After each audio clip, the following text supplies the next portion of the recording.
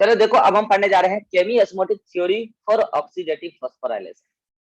हमने पहले कहा ये ईटीएस के दौरान इन्होंने केमी-ऑस्मोसिस को समझाया है। क्या है केमी-ऑस्मोसिस, कौन यहाँ केमी-ऑस्मोसिस शो कर रहा है, किस मेम्ब्रेन के अलोंग कर रहा है, सारी बातें करेंगे।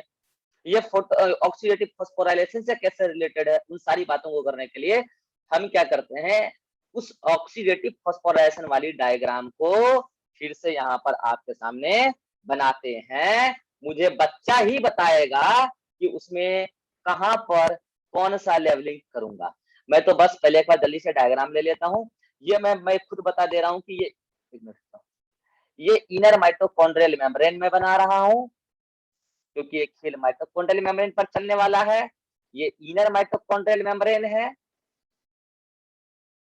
और नीचे में आउटर माइटोकॉन्ड्रियल मेम्ब्रेन इधर बना दे रहा हूं, जिसका यहाँ पर कोई यूज नहीं है इस ऑक्सीडेटिव फॉस्फोराइलेशन में। और इसमें मैं कई सारे क्या दिखाने वाला हूँ, इलेक्ट्रॉन कैरियर, इनफैक्ट कॉम्प्लेक्स दिखाने वाला हूँ। तो ये आपका क्या है, इनर माइटोकॉन्ड्रियल मेम्ब्रेन, ये आपका आउटर माइटोकॉन्ड्रियल मेम्ब्रेन है, और ये बीच में जो है आपका ये पेरी माइटोकॉन्ड्रियल स्पेस है। और अगर हम बात करेंगे कि अगर हम इसका लेवलिंग कर दें, आइए जल्दी से लेवलिंग कर देते हैं। ये क्या है, इनर माइटोकॉन्ड्रियल मेम्ब्रेन है, ये तो मैंने ही बता दिया। ये क्या है, पेरी माइटोकॉन्ड्रियल स्पेस है, या इसी को बोलते हैं इंटर मेम्ब्रेन स्पेस, ये तो मैंने ही बता दिया।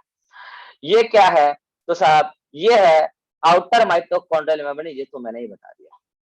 अब मुझे बताएगा इरहान, इधर क्या है दिस वन।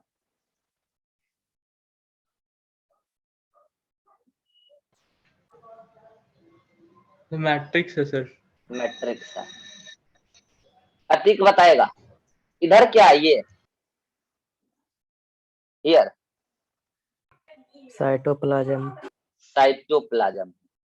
ये डायग्राम कैसे आया, ये बात मैं प्रीवियस क्लास में समझा चुका हूं, अब मुझे समझाने की जरूरत नहीं है। अब मुझे एक एक करके बच्चा बताते जाएगा, जिसका नाम लूंगा वो बोलेगा, मैं पहले लिख लेता हूं। जिसको भी बोलूंगा इस कॉम्प्लेक्स का पूरा नाम बताओ, उसमें क्या क्या है, तो वो उस कॉम्प्लेक्स के बारे में पूरा का पूरा बताएगा। जैसे ये कॉम्प्लेक्स 1 मैं यहाँ पे रिप्रेजेंट करूंगा, है ना, यहाँ पे मैं कॉम्प्लेक्स 2 रिप्रेजेंट करूंगा।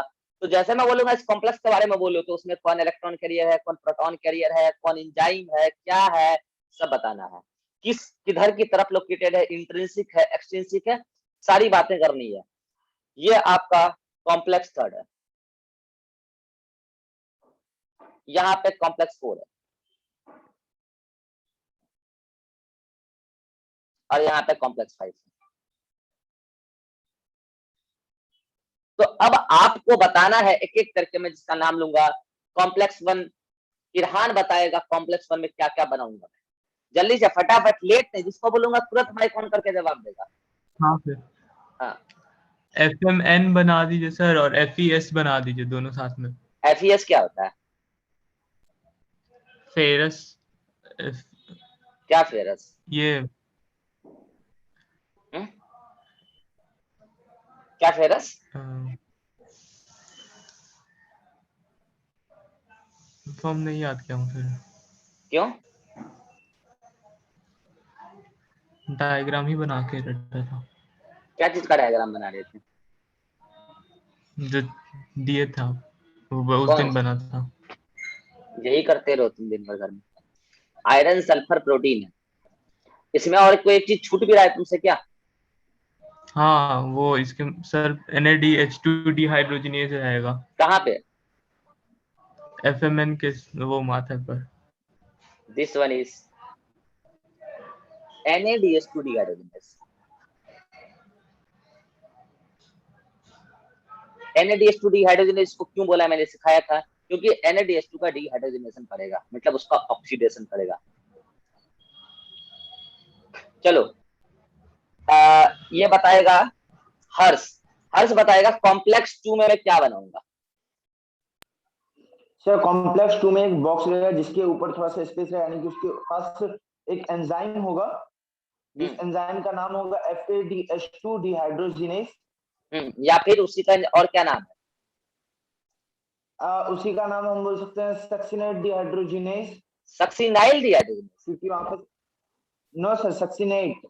अच्छा, हाँ, क्योंकि वो सक्सीन का वो करता है और क्या बोल सकते हैं ऑक्सीडेशन करता है उसी के लिए। हाँ, सक्सीनेट अब इसके जो बाउंड्री है, बाउंड्री पे डिहाइड्रोजीनेज, यूबिक्विनोन रहेगा। ठीक ठीक ठीक, सक्सीनेट डिहाइड्रोजीनेज, जी नहीं, ठीक है। और इसको हम बोलेंगे क्या, कॉम्प्लेक्स 2।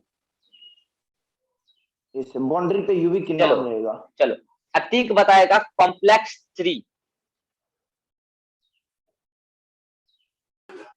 साइटोक्रोम बी होगा, उससे एसोसिएटेड आयरन सल्फर प्रोटीन, और फिर साइटोक्रोम C1।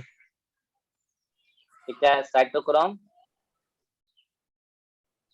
बी, उससे associated iron sulphur protein. Iron sulphur protein, और फिर क्या और भी कुछ होगा इसमें, नहीं, और क्या होगा, उससे cytochrome C1। Cytochrome C1, this one is cytochrome C1। लो यहाँ पे बता देते हैं साइटोक्रोम C1, और एक बार सभी का नाम लिख देते हैं। ये हो गया तुम्हारा साइटोक्रोम, क्या साइटोक्रोम बी, बी, ये क्या आयरन, बी, आवाज तुम्हारा घर घर करके आ रहा है, आयरन सल्फर प्रोटीन। और ये क्या है, साइटोक्रोम C1। Cytochrome C1। चलो नेक्स्ट तुम बताओ जी, कॉम्प्लेक्स 4। साइटोक्रोम A1, एक सेकेंड, साइटोक्रोम A1 किधर की तरफ, पूरा धसा, मतलब साइटोक्रोम A1 पूरा धसा हुआ था, नहीं उधर पार्शियली धसा हुआ था। मैट्रिक्स, साइटोक्रोम A1 और cytochrome A3, cytochrome A3, this one is fourth complex, this one is fourth complex. ये है साइटोक्रोम A1 और इसको बोलते हैं साइटोक्रोम A3। आपने एनसीईआरटी में एक चीज तो पढ़ाई होगा, जो मैंने बता दिया थे, 2 कॉपर सेंटर, सॉरी A3, एक चीज तो पढ़ाई होगा 2 कॉपर सेंटर कॉम्प्लेक्स 4 के पास, और एक चीज और पढ़ा होगा, इस पूरी कॉम्प्लेक्स 4 को एनसीईआरटी ने एक नाम लिखा है, अगर आपने पढ़ा हो, साइटोक्रोम C ऑक्सीडेज, ये नाम लिख रखा है। एक्चुअली में ये इसका पुराना नाम है। देखो इसके माथे पे एक एंजाइम भी होता है जो इसने नहीं बताया, cytochrome oxidase, cytochrome oxidase enzyme होता है इसके माथे पर, यहाँ इस एंजाइम का नाम है साइटोक्रोम ऑक्सीडेज, क्योंकि ये फाइनली सारे के सारे साइटोक्रोम बीच में जो भी है, उन सभी से जो इलेक्ट्रॉन गुजरा, फाइनली उस इलेक्ट्रॉन को प्रोटॉन के साथ जोड़ के O2 के साथ जोड़ के वाटर बनाएगा।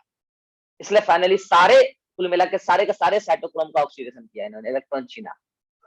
लेकिन इसको पुराने नाम साइटोक्रोम C ऑक्सीडेज से भी ना जाना जाता। देखो ये एक पर्टिकुलर एंजाइम है जो साइटोक्रोम A3 के माथे पर है, हेड पर है, किधर की तरफ, मैट्रिक्स की तरफ। साइटोक्रोम C पूरी की पूरी कॉम्प्लेक्स 4 का नाम है, पुराना नाम है, ये साइटोक्रोम लिख रखा है। क्यों? क्योंकि यहाँ पर एक साइटोक्रोम C होगा, ये उससे इलेक्ट्रॉन लेता है कॉम्प्लेक्स 4 का साइटोक्रोम A1। तो याद रहे साइटोक्रोम C ऑक्सीडेज अगर कहीं आ जाए ऑप्शन में या उसके बारे में पूछ दिया जाए, तो वो सिर्फ साइटोक्रोम A3 नहीं है साइटोक्रोम ऑक्सीडेज, या सिर्फ साइटोक्रोम A1 नहीं साइटोक्रोम ऑक्सीडेज, वो पूरी की पूरी कॉम्प्लेक्स को बोलता है। ठीक है, अब हमको हर्ष बताएगा कहां पर हम हाइड्रोजन कैरियर बनाएंगे और किस किस लोकेशन पर बनाएंगे, जल्दी से। Sir first complex C1 and C2, यानी कि कॉम्प्लेक्स 1 एंड कॉम्प्लेक्स 2 के बीच में एक यूबिक्विनोन होगा। हाँ, एक बाउंड्री पे यूबिक्विनोन होगा, कहां पे, कॉम्प्लेक्स 2 के बाउंड्री पे, हाँ कॉम्प्लेक्स 2 के बाउंड्री पे। हाँ, उसके बाद कॉम्प्लेक्स 3 के और 4 के बीच में, कॉम्प्लेक्स 3 के ऊपर में, यानी कि वो B और C1 के बीच का जो स्पेस, वहां पे यूबिक्विनोन होगा। अब तुम शांत हो जाओ, अब उसके तुम बताओ। बाद हो गया शांत रहो। अब ये तो सारा क्या था, मोबाइल हाइड्रोजन कैरियर जिसका नाम है यूबिक्विनोन, ये यूबिक्विनोन है, mobile hydrogen carrier, not electron not proton. बहुत, अब तुम बताओगे कहां पर इसमें मोबाइल इलेक्ट्रॉन कैरियर होगा। ये साइटोक्रोम कॉम्प्लेक्स 3 और कॉम्प्लेक्स 4 के बीच में साइटोक्रोम C, किधर की तरफ, आउटसाइड इनर माइटोकॉन्ड्रिया, यहाँ पर, और इसका नाम है साइटोक्रोम C, जो मोबाइल इलेक्ट्रॉन कैरियर है। ये तो सारा अरेंजमेंट मैंने आपके सामने फिर से दिखा दिया। चलो इरहान बताएगा कॉम्प्लेक्स 5 में क्या क्या है, जल्दी से खटाक से बिना टाइम पास किए। F0 किधर F1 की दो तरफ? पेज है, F0 किधर की तरफ? F0 है सर वहाँ पेरी पेरी PMS है सर, पेरीमाइट्रो। तुमको पेरी माइटोकॉन्ड्रियल स्पेस बोलना नहीं आता है, कितना शर्म की बात है, कभी सोचना एक बार। तुमको पेरी माइटोकॉन्ड्रियल स्पेस बोलना नहीं आता है, सोचना एक बार, कितना शर्म की बात है। और ये क्या है पूरा बीच में? स्टॉक दो पेज, और उसके ऊपर भी क्या होगा फिर? F1 पार्ट, ATP सिंथेस भी रहेगा सर उसमें। उसी से एसोसिएटेड रहेगा ATP synthase. This one is ATP synthase. जल्दी से पर इसका भी नाम लिख देते हैं। देखो पूरा का पूरा रिवीजन हो रहा होगा तुम्हारा। This one is F0, this one is stock, and this one is F1, and this one is ATP synthase.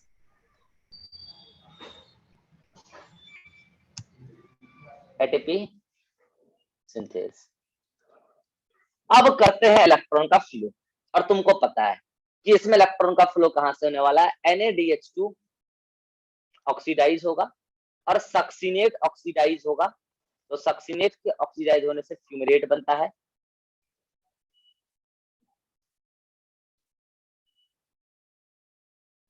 Succinate के ऑक्सीडाइज होने से फ्यूमेरेट बनता है और NaDH2 के ऑक्सीडाइज होने से NAD बनता है, NAD+।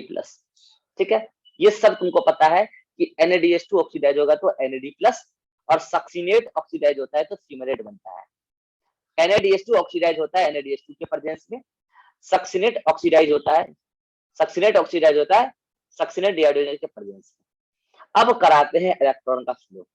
देखो हम तुमको पहले जो पढ़ाए हैं सिर्फ ETS पढ़ाए, और आज जो पढ़ाएंगे सिर्फ ETS नहीं, आज ETS में केमी ऑस्मोटिक थ्योरी की बातों को रिलेट करते हुए पढ़ाएंगे। इसीलिए ध्यान से सुनना, एक एक वर्ड कल के और आज के लेक्चर में मतलब कि डिफरेंस क्रिएट कर देगा। क्या? जैसे ही NaDH2 से मिला 2 इलेक्ट्रॉन 2 प्रोटॉन FMN को, ये यानी कि 2 हाइड्रोजन मिला इसको, तो FMN कन्वर्ट हो गया FMNH2 में, और FMNH2 ने तुरंत अपना 2 इलेक्ट्रॉन दे दिया आयरन सल्फर प्रोटीन को, क्योंकि उसकी इलेक्ट्रॉन खाने की टेंडेंसी इससे ज्यादा थी। तो जब इलेक्ट्रॉन चला गया तो प्रोटॉन उसके पास, FMN के पास अकेले नहीं रह सकता चार्ज कैरी करके, तो प्रोटॉन को उस FMN ने रिलीज कर दिया कहां? पेरी माइटोकॉन्ड्रियल स्पेस में। ये जो 2 इलेक्ट्रॉन मिला आयरन सल्फर प्रोटीन को, इसी इलेक्ट्रॉन के साथ यहाँ पर 2 प्रोटॉन पहुंच चुका है पेरी माइटोकॉन्ड्रियल स्पेस में। अब देखो इस पूरी माइटोकॉन्ड्रियल ETS में तुमको केमी ऑस्मोटिक थ्योरी समझने के लिए एक बात मानना पड़ेगा 5 मिनट के लिए, फिर वो 5 मिनट के बाद अपने आप प्रूफ भी हो जाएगा। क्या? कि मैट्रिक्स में लो पीएच होता है, सॉरी मैट्रिक्स में हाई पीएच होता है, या फिर यूं बोलो हाई पीएच कितना, यहां पर लो H+ कंसेंट्रेशन होता है और 8.5 के आसपास, और PMS में हाई H+ कंसेंट्रेशन होता है, या यूं बोलो लो पीएच होता है। यही नोट्स में थोड़ा मिस्टेक लिखा गया है, सही करके मैंने भेज दिया स्क्रीनशॉट। ठीक है, लो पीएच होता है कितना? 4.5 के आसपास।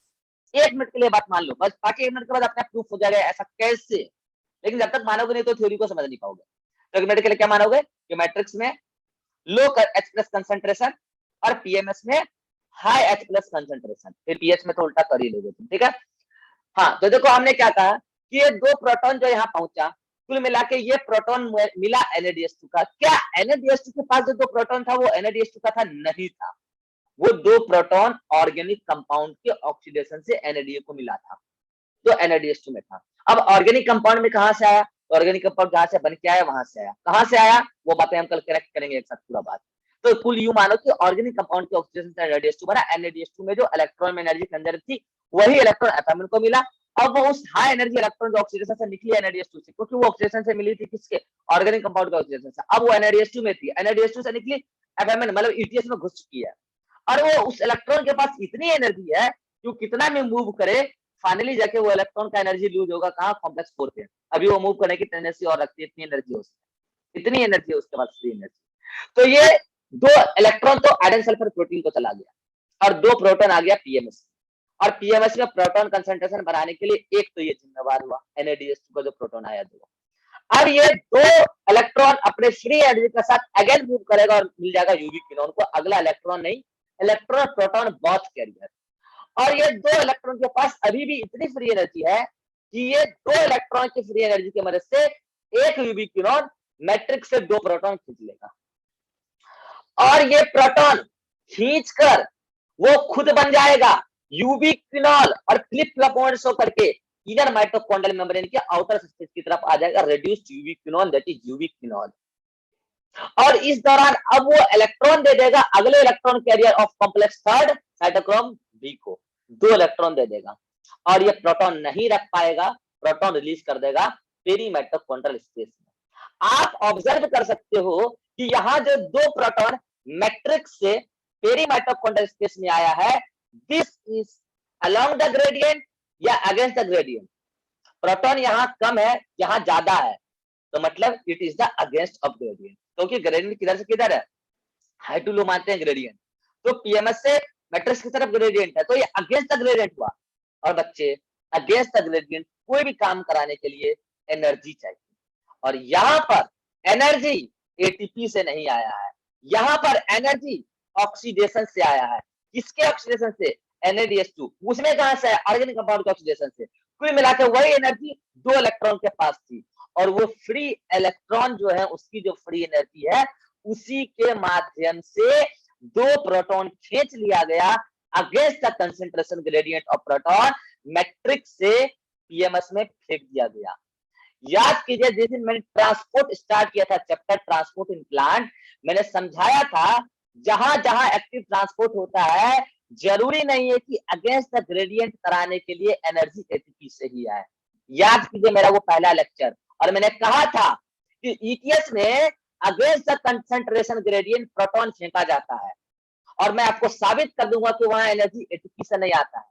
जो बच्चे मैंने ट्रांसपोर्ट का लेक्चर, पहला लेक्चर याद कर रहे होंगे, आज शायद उनको वो बात याद आ गया होगा। हम बोले थे कि समझाएंगे आपको ETS में। देखिए अगेंस्ट द कंसंट्रेशन ग्रेडियंट आया प्रोटॉन जी, हुआ है against the concentration movement, energy भी मिला, क्योंकि बिना एनर्जी के काम हो ही नहीं सकता, लेकिन वो एनर्जी ATP से नहीं मिला है, वो एनर्जी तो प्रोटॉन फेंकने के लिए 2 इलेक्ट्रॉन की फ्री एनर्जी को यूटिलाइज किया गया है। कुल मिला के ये यूवी क्विनोन ने जो ऐसा एक्टिविटी किया अगेंस्ट द कंसंट्रेशन ग्रेडियंट, ये 2 चीजों के लिए जिम्मेवार है। इस मैट्रिक्स में लो H+ कंसंट्रेशन के लिए भी जिम्मेवार है, और PMS में हाई प्लस कंसंट्रेशन के लिए भी जिम्मेवार है। फाइनली 2 इलेक्ट्रॉन मिलेगा साइटोक्रोम बी को।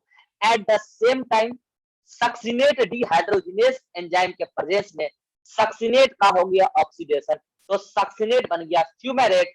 किसी का हुआ होगा रिडक्शन पक्का, वो कौन है, तो FAD है, और FAD के रिडक्शन से FAD बन गया FADH2, और FADH2 at the same time वो इलेक्ट्रॉन और प्रोटॉन मतलब कि हाइड्रोजन, 2 हाइड्रोजन डोनेट कर दिया किसको, यूवी क्विनोन को। यूवी क्विनोल क्या बन गया, ubiquinol flip flop moments होकर के इनर माइटोकॉन्ड्रियल मेम्ब्रेन के आउटर सरफेस की तरफ आ गया reduced ubiquinone, that is UV क्विनोल।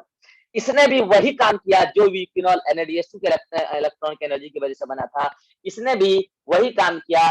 2 electron किसको दे दिया, साइटोक्रोम बी को, और प्रोटॉन नहीं संभाल पाया, कहां फेंक दिया प्रोटॉन, मैट्रिक्स में, सॉरी पेरी माइटोकॉन्ड्रियल स्पेस में। यहां पे भी वही हुआ है, मैट्रिक्स का ही आया है क्या, प्रोटॉन, कहां, पेरी माइटोकॉन्ड्रियल स्पेस में, लेकिन इनडायरेक्टली वे में, क्योंकि सक्सिनेट क्रेब्स साइकिल का एक इंटरमीडिएट था जो मैट्रिक्स में बना था, उससे हाइड्रोजन छीन के FADH2 को, और FADH2 का हाइड्रोजन छीन के इलेक्ट्रॉन दे दिया साइटोक्रोम बी को, और प्रोटॉन दे दिया गया पेरी माइटोकॉन्ड्रियल स्पेस में। कुल मिला के प्रोटॉन तो मैट्रिक्स से ही आया है। यहाँ पे भी एनर्जी उसी फ्री इलेक्ट्रॉन का यूज किया गया जो फ्री इलेक्ट्रॉन सक्सिनेट से चला था, और सक्सिनेट क्रेब्स साइकिल का इंटरमीडिएट है जो कि किसी न किसी रेस्पिरेटरी सबस्ट्रेट से बना होगा, और वह रेस्पिरेटरी सबस्ट्रेट कोई ना कोई ऑर्गेनिक कंपाउंड होगा। उसमें जो एनर्जी थी फ्री इलेक्ट्रॉन की वो सक्सिनेटिंग आई, सक्सिनेट से FADH2 में आई, और FADH2 में उसी 2 इलेक्ट्रॉन के फ्री एनर्जी की मदद से 2 प्रोटॉन को फेंक दिया गया मैट्रिक्स से पेरी माइटोकॉन्ड्रियल स्पेस में अगेंस्ट द कंसंट्रेशन ग्रेडियंट। यहाँ पे भी इलेक्ट्रॉन की एनर्जी काम आई है अगेंस्ट द कंसंट्रेशन मूवमेंट कराने के लिए। फाइनली 4 इलेक्ट्रॉन साइटोक्रोम बी को मिल चुका है। अभी भी उस इलेक्ट्रॉन के पास अच्छी खासी एनर्जी है। 4 इलेक्ट्रॉन मूव करके आयरन सल्फर प्रोटीन को मिल गया अगला जो इलेक्ट्रॉन कैरियर है, और इससे 4 इलेक्ट्रॉन अगला mobile hydrogen carrier that is ubiquinone को मिला। 2 मॉलिक्यूल ऑफ यूबिक्विनोन ने 4 फ्री इलेक्ट्रॉन को एक्सेप्ट किया, और इसमें से 2 इलेक्ट्रॉन FADH2 की वजह से आया है, 2 इलेक्ट्रॉन NADH2 की वजह से आया है। कुल मिला के इस 4 इलेक्ट्रॉन की वजह से 4 प्रोटॉन अगेन मैट्रिक्स से खींचा 2 मॉलिक्यूल ऑफ यूबिक्विनोन ने, और वो कन्वर्ट हो गया 2 मॉलिक्यूल ऑफ यूबिक्विनोन और फ्लिप फ्लॉप मोमेंट्स होकर के आ गया इनर माइटोकॉन्ड्रियल मेम्ब्रेन के आउटर सरफेस की तरफ। यूबिक्विनोल बोल लो या रेड्यूस्ड यूबिक्विनोन बोल लो, और वो आ गया इनर माइटोकॉन्ड्रियल मेम्ब्रेन के आउटर सरफेस की तरफ, जहां पर उसने भी वही किया। 2 मॉलिक्यूल ऑफ यूबिक्विनोन ने 4 इलेक्ट्रॉन दे दिया अगले इलेक्ट्रॉन कैरियर साइटोक्रोम C1 को, और 4 प्रोटॉन फेंक दिया मैट्रिक्स में। इसमें 4 प्रोटॉन उसी 4 इलेक्ट्रॉन के एनर्जी की वजह से against the concentration gradient move करा दिया गया। एनर्जी कहां से आई? वही 4 फ्री इलेक्ट्रॉन से, जिसमें से 2 इलेक्ट्रॉन था FADH2 का, 2 इलेक्ट्रॉन था NADH2 का। कुल मिला के 4 प्रोटॉन में 2 प्रोटॉन NADH2 के इलेक्ट्रॉन की वजह से आया, 2 प्रोटॉन FADH2 के इलेक्ट्रॉन की वजह से आया है। कुल मिला के 4 2 2 2 10 प्रोटॉन का जमावड़ा हो गया पेरी माइटोकॉन्ड्रियल स्पेस में। समय पूरा हो चुका है 3 मिनट। मैंने बोला था 1 मिनट के बाद आपको समझाऊंगा, 3 मिनट समय लगा, मैं समझा दिया हाई कंसंट्रेशन H+ कैसे आता है पेरी माइटोकॉन्ड्रियल स्पेस में, और लो H+ कंसंट्रेशन कैसे होता है। बोला था 2 मिनट के लिए मान लो। अब तो मानना नहीं पड़ेगा ना? अरे अब तो मानना नहीं पड़ेगा ना? अरे बोलो। नो सर समझ गए। और ऐसा तो होता रह रहा है ना, ऐसा तो होता रह रहा है ना, और तब तक हो रहा है, मैं आपको बताऊंगा, आपके जन्म के पहले से हो रहा है, और तब तक होगा जब तक आप मरोगे नहीं। हाँ अगला आ जाओ। अब क्या हुआ? 4 इलेक्ट्रॉन साइटोक्रोम C1 से साइटोक्रोम C को मिला। यह एक प्रकार का मोबाइल इलेक्ट्रॉन कैरियर है। फ्लिप फ्लॉप मूवमेंट्स होकर के आ गया इनर माइटोकॉन्ड्रियल मेम्ब्रेन के इनर सरफेस की तरफ। वो 4 इलेक्ट्रॉन अब दे दिया गया इस साइटोक्रोम A1 को ऑफ कॉम्प्लेक्स 1। फाइनली ये 4 electron cytochrome A1 of complex 4 उसको दे दिया गया, जो साइटोक्रोम A3 है कॉम्प्लेक्स 4 का। और यहाँ पर ये 4 इलेक्ट्रॉन इंतजार कर रहा है किसी का, बताऊंगा किसका। इन दिस वे इस पूरी की पूरी मैट्रिक्स में प्रोटॉन का जमावड़ा हुआ है। अब समझना, आप जो कहने जा रहा हूँ, जो बातें मैंने प्रीवियस क्लास में नहीं समझाई थी, बोला था आगे समझाऊंगा केमिस्ट्री थ्योरी में। ये जो पूरी की पूरी कुल मिला के 10 प्रोटॉन का जमावड़ा हुआ है, बताइए इससे प्रोटॉन ग्रेडियंट बना कि नहीं बना? बोलिए। यस सर बन गया। अक्रॉस इनर माइटोकॉन्ड्रियल मेम्ब्रेन बना कि नहीं बना? बोलिए। यस सर बन गया सर। देखिए, जिनको जाना है क्लास से जा सकते हैं, इफ्तार का आपका टाइम हो चुका है, 6:10 बजने वाला है। जिनको 6:25 में जाना है इफ्तार के लिए जा सकते हैं, आप बस निकल जाइएगा। अभी क्लास चलेगी 1 घंटा, आराम से वीडियो देख लीजिएगा जिनको जाना है, ठीक है, जा सकते हैं। प्रोटॉन ग्रेडियंट बन गया, मतलब कि क्योंकि यहाँ पर प्रोटॉन बहुत ज्यादा जमा हो गया पेरी माइटोकॉन्ड्रियल स्पेस में। अब ये प्रोटॉन ग्रेडियंट, चूंकि ये प्रोटॉन एक प्रकार का क्या है, केमिकल ही तो है। प्रोटॉन ग्रेडियंट मतलब एक केमिकल ग्रेडियंट तैयार हुआ। लेकिन अगर केमिकल ग्रेडियंट किसी और चीज का जमा होता तो कोई दूसरा ग्रेडियंट नहीं बनता। लेकिन चूंकि प्रोटॉन एक प्रकार का चार्ज है, पॉजिटिव चार्ज है, इसीलिए जब जब चार्ज का डिफरेंस क्रिएट होता है, चार्ज का अनइक्वल डिस्ट्रीब्यूशन क्रिएट होता है, तब तक पोटेंशियल डेवलप होता है। और पोटेंशियल तब डेवलप होता है जब जब आयन का अनइक्वल डिस्ट्रीब्यूशन होता है, दैट इज आयनिक ग्रेडियंट। और आप आयनिक ग्रेडियंट को ही बोल सकते हैं इलेक्ट्रिकल ग्रेडियंट, क्योंकि आयन में क्या होता है, चार्ज, मतलब आयन का एक प्रकार का चार्ज है, इलेक्ट्रिक ग्रेडियंट। और आप इलेक्ट्रिक ग्रेडियंट की वजह से ही क्या बोलेंगे कि पोटेंशियल डेवलप हो जाएगा। क्या डेवलप हो जाएगा? पोटेंशियल। क्या इस दौरान इस प्रोटॉन के यहाँ जमावड़े की वजह से एक नहीं दो, कल बच्चों ने मुझसे पूछा था कि यहाँ पे नोट्स में लिखा है कि ईसीजी इलेक्ट्रोकेमिकल ग्रेडियंट क्या होता है, मैं बोला था नेक्स्ट क्लास में समझाऊंगा, आ गया वो समय समझाने का। आप देख रहे हैं प्रोटॉन के जमावड़े से एक नहीं दो ग्रेडियंट जमा हुआ है, एक तो electric gradient across inner mitochondrial membrane और एक केमिकल ग्रेडियंट जैसे प्रोटॉन ग्रेडियंट। तो क्या इन दोनों को मिला के हम इलेक्ट्रिकल, ये ECG electrical chemical electrochemical gradient कह सकते हैं कि नहीं कह सकते हैं? इलेक्ट्रोकेमिकल ग्रेडियंट कहते हैं। इस इलेक्ट्रोकेमिकल ग्रेडियंट की वजह से जो ये ई है मतलब इलेक्ट्रिक ग्रेडियंट, इसकी वजह से पोटेंशियल डेवलप हुआ। जब जब पोटेंशियल डेवलप होता है तो डिपेंडिंग अपॉन कि कौन से चार्ज की वजह से पोटेंशियल डेवलप हुआ है, एक फोर्स डेवलप होता है। यहाँ पॉजिटिव चार्ज की वजह से पोटेंशियल डेवलप हुआ है तो पीएमएफ जनरेट होगा, प्रोटोमोटिव फोर्स। और ये प्रोटोमोटिव फोर्स ना सिर्फ पेरी माइटोकॉन्ड्रियल स्पेस में डेवलप होगा बल्कि मैट्रिक्स की तरफ भी डेवलप होगा, क्योंकि उधर भी तो आयन का डिस्ट्रीब्यूशन है। लेकिन यहाँ पर ये प्रोटॉन ज्यादा है पेरी माइटोकॉन्ड्रियल स्पेस में, इसीलिए प्रोटोमोटिव फोर्स ज्यादा होगा पेरी माइटोकॉन्ड्रियल स्पेस की तरफ, इसीलिए ये प्रोटॉन पेरी माइटोकॉन्ड्रियल स्पेस से धक्का लगाएगा मैट्रिक्स की तरफ जाने की bye crossing inner mitochondrial membrane, लेकिन जा नहीं पाएगा। क्यों नहीं जा पाएगा? ये इनर माइटोकॉन्ड्रियल मेम्ब्रेन प्रोटॉन के लिए इम्परमेबल होती है।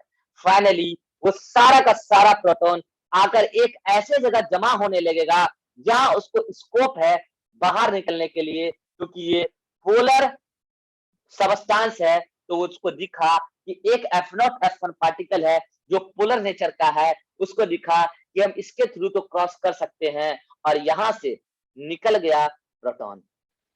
जब दो प्रोटॉन निकला, ऑक्सीडेटिव फॉस्फोराइलेशन की बात कर रहा हूं, दो प्रोटॉन निकला, वो प्रोटोमोटिव फोर्स के साथ निकला।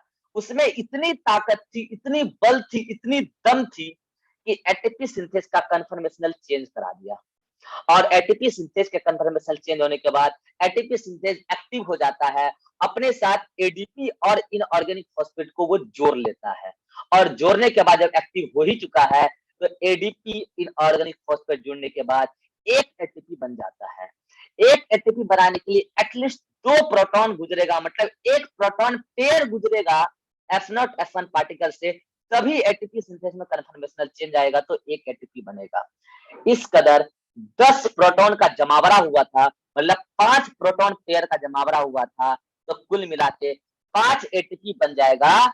और यहाँ पर जब गुजरेगा 10 प्रोटॉन, और ये 10 प्रोटॉन अगेन आ चुका है कहाँ? मैट्रिक्स में। बच्चा बोलेगा लो कंसंट्रेशन तो बिगड़ जाएगा, नहीं बिगड़ेगा, आते जाएगा, एटीपी बनते जाएगा, और यही प्रोटॉन फिर इधर जाते भी तो जाएगा, और यही प्रोटॉन में से 4 प्रोटॉन को खींचकर इस 4 इलेक्ट्रॉन को लेकर एक O2 इस साइटोक्रोम ऑक्सीडेज के प्रेजेंस में 2 मेटाबॉलिक वाटर बना देगा, 2 मेटाबॉलिक वाटर बना देगा। लास्ट में आपको मिला क्या? पानी। पानी निकल गया, मिला क्या आपको? एटीपी। आइए बात करते हैं, अभी हमारे पास 7 मिनट समय है, आइए हम बात करते हैं कि इसको केमी ऑस्मोसिस क्यों बोलते हैं। एटीपी का सिंथेसिस हुआ, ये समझ में आ गया, फॉस्फोराइलेशन हुआ, ये समझ में आ गया। ऑक्सीडेटिव क्यों बोलेंगे? क्योंकि यहाँ NADH2 FADH2 के ऑक्सीडेशन हुए हैं O2 के प्रेजेंस में, जो फाइनल हाइड्रोजन एक्सेप्टर है, और एटीपी का सिंथेसिस हुआ है इसके प्रेजेंस में NADH2 FADH2 के ऑक्सीडेशन की वजह से। तो इसलिए इसको क्या बोला? Oxidative phosphorylation. क्यों ऑक्सीडेटिव? क्योंकि फॉस्फोराइलेशन के लिए एटीपी सिंथेस को जो कन्फर्मेशन चेंज कराया गया पीएमएफ की वजह से, वो पीएमएफ फाइनली इलेक्ट्रॉन के फ्री एनर्जी की वजह से आया, और यहां पर इलेक्ट्रॉन का फ्री एनर्जी NADH2 FADH2 के ऑक्सीडेशन, जो कि ऑर्गेनिक कंपाउंड के ऑक्सीडेशन से बना था, फाइनली ऑर्गेनिक कंपाउंड के ऑक्सीडेशन के वजह से जो फ्री एनर्जी रिलीज हुआ फ्री इलेक्ट्रॉन के, उसकी वजह से यहाँ पर एटीपी का सिंथेसिस हुआ कन्फर्मेशन चेंज करा के, इसलिए ऑक्सीडेटिव फॉस्फोराइलेशन। क्यों कोई केमियोस्मोटिक थ्योरी बोला इसको? क्यों ये प्रोसेस केमियोस्मोसिस है? आप ऑब्जर्व कीजिए, जहां एटीपी का सिंथेसिस हुआ जिस स्टेप पर, वो स्टेप ये रहा, ये, और इस दौरान जो प्रोटॉन का मूवमेंट हुआ है वो अगेंस्ट द कंसंट्रेशन हुआ है या अलोंग द कंसंट्रेशन ग्रेडियंट हुआ है? अलोंग, क्योंकि यहाँ लो H प्लस कंसंट्रेशन, यहाँ हाई H प्लस कंसंट्रेशन। जब जब अलोंग द कंसंट्रेशन ग्रेडियंट होता है मूवमेंट किसी भी चीज का, उसको आप डिफ्यूजन कहते हैं। और अगर किसी भी चीज का डिफ्यूजन, खास करके सॉल्वेंट, वो आयन भी हो सकता है, अगर डिफ्यूजन किसी पर्टिकुलर सेलेक्टिव परमिएबल या सेमी परमिएबल मेम्ब्रेन के थ्रू जो है इन माइटोकॉन्ड्रियल मेम्ब्रेन, सेल में भी बताएंगे, हर membrane semi permeable selective permeable nature की होती है, हर किसी को आने जाने नहीं दे सकती है। तो अगर किसी भी चीज का डिफ्यूजन मतलब अलोंग द कंसंट्रेशन ग्रेडियंट हो रहा हो मेम्ब्रेन के थ्रू, सेलेक्टिव परमिएबल मेम्ब्रेन के थ्रू, तो उसको आप बोलते हैं ऑस्मोसिस। ऑस्मोसिस। और यहाँ पर ऑस्मोसिस हो रहा है एक केमिकल का जिसका नाम है प्रोटॉन H+, इसीलिए ये कहलाएगा केमी ऑस्मोसिस। और थ्योरी का नाम पढ़ा केमी ऑस्मोटिक थ्योरी। थ्योरी का नाम पढ़ा केमी ऑस्मोटिक थ्योरी। आज दिन तक आप समझे थे इसको क्यों बोलते हैं केमी ऑस्मोटिक थ्योरी? नहीं, आप मतलब आप सोच लो, मैं आपको दावा कर रहा हूं ना, आप 100 टीचर से पढ़ना, ये 99 टीचर नहीं बताएंगे केमी ऑस्मोटिक क्यों कहते इसको। अरे मैं तो गारंटी दे रहा हूँ भाई, मैं भी तो पढ़ा हूँ यार, मैं भी तो पढ़ के ना टीचर बना हूँ। पटना से कोटा तक तो हमें तो पता है ना टीचर क्या पढ़ा रहे हैं। ये है भाई साहब केमी ऑस्मोटिक थ्योरी। ये बात बताए पीटर मिशेल ने, और इनके लिए उनको नोबेल प्राइज मिला। अभी बात पूरी नहीं हुई, अभी तो फोटोफॉस्फोराइलेशन में केमी ऑस्मोटिक थ्योरी बताना बाकी है। और ये ऑक्सीडेटिव फॉस्फोराइलेशन के दौरान केमी ऑस्मोटिक थ्योरी समाप्त हुआ। फाइनली क्या हुआ, एक ETS चला तो 5 ATP मिला, एक ETS चला 5 ATP मिला, केमी ऑस्मोसिस प्रोसेस के थ्रू मिला, इसलिए थ्योरी का नाम दिया केमी ऑस्मोटिक थ्योरी। और पता है आपको, ये काम तब से हो रहा है जब आप पैदा भी नहीं हुए थे। आपके जीवन का पहला सेल जाइगोट है, और जाइगोट तब बना था जब मम्मी से आया था एग और पापा से आया था स्पर्म। और एग में भी था माइटोकॉन्ड्रिया, एक सेल है वो, और स्पर्म में भी था माइटोकॉन्ड्रिया, निबैंकन शीथ बताएंगे ह्यूमन रिप्रोडक्शन में। और उसमें भी थी ये प्रोसेस चल रही थी, तब तो स्पर्म मूव कर रहा था, एनर्जी मिल रही थी उसको, ATP ऐसे ही मिल रही थी। आप पैदा भी नहीं थे, आपकी जिंदगी का पहला सेल जाइगोट आया भी नहीं था, तब से ये चल रहा है।